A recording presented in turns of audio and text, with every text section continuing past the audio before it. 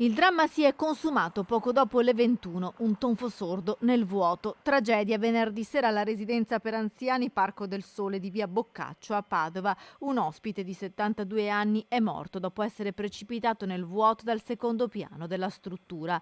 Sul posto sono intervenuti i carabinieri della stazione di Padova principale che stanno cercando di ricostruire quanto è accaduto.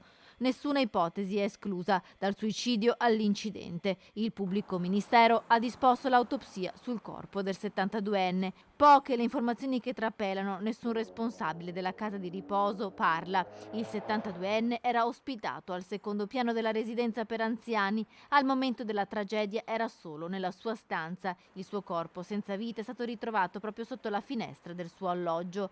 Tutte le vetrate del secondo piano della struttura sono protette da ringhiere ad altezza uomo, un particolare di cui terranno sicuramente conto i carabinieri. All'esterno della struttura sono presenti anche delle telecamere, con ogni probabilità verranno visionate le immagini, ma l'interrogativo a cui dovranno dare risposta è come mai l'uomo fosse solo e come mai nessun responsabile della struttura si sia accorto in tempo della tragedia.